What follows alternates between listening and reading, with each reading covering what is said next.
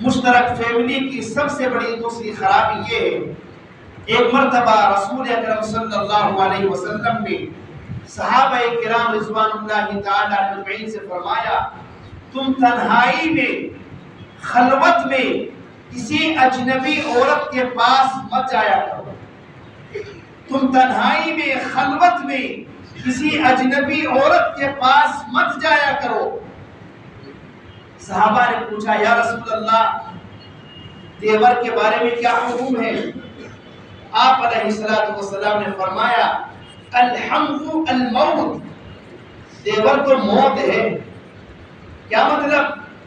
یعنی ایک دیور کا اپنی بھابھی کے ساتھ خلوت میں تنہائی میں جا کر کے ملنا، اس کے پاس بیٹھنا، یہ اتنا خطرناک زہر ہے کہ جس کو بیان نہیں کیا جا سکتا ہے۔ اور ہمارے یہاں کا انڈیا کا کلچر اور ہمارے یہاں کی جو تہذیب ہے وہ یہ ہے، میری بات کو برا مت مانیے گا، کہ جب تک دیور بھابھی آپس میں مذاق تفریح نہ کر لیں، آپس میں مذاق تفریح کی باتیں نہ کر لیں، تو گھر والے بھی یہ کہتے ہیں کہ یہ تو اپنے دیور سے جلتی ہے، یہ تو اپنے دیور سے نفرت کرتی ہے، ان کے درمیان تو لڑائی جھگڑا ہے۔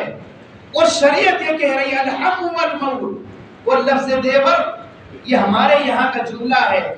الحم عربی میں کہا جاتا شوہر کے بھائی کو، وہ چاہے شوہر سے بڑا ہو، وہ چاہے شوہر سے چھوٹا ہو، وہ بیوی کے لیے دونوں غیر محرم ہیں۔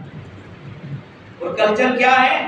میری بیوی میرے بڑے بھائی سے پردہ کرے گی لیکن میرے چھوٹے بھائی سے پردہ نہیں کرے گی، یعنی کہ جیٹھ سے پردہ ہے، دیور سے پردہ نہیں ہے۔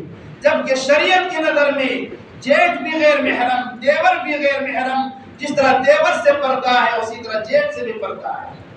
اور جس سے پردے کا حکم نہیں، سسر، اس سے پردہ کیا جا رہا ہے، جبکہ وہ ایک باپ کے درجے میں ہے اور یہ بہو ایک بیٹی کے درجے میں ہے۔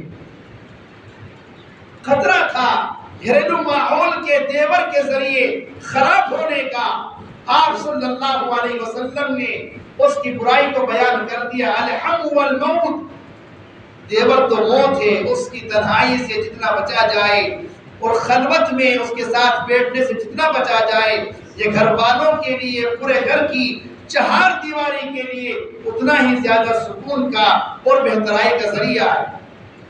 یعنی شریعت بھائی کو بھائی سے الگ نہیں کر رہی ہے، تمام بھائی آپس میں محبت سے رہیں، پیار سے رہیں، لیکن جہاں باری آئی عورت کی، اس کو چاہیے کہ جس غیر محرم سے اس کے لیے پردے کو لازم کیا گیا ہے، عائد کیا گیا ہے، اس کی عزت و آبرو کی، اس کی ناموس کی حفاظت کے لیے، اس کے گھر کے سکون کے لیے اس کو چاہیے کہ وہاں شریعت پر وہ عمل کرے۔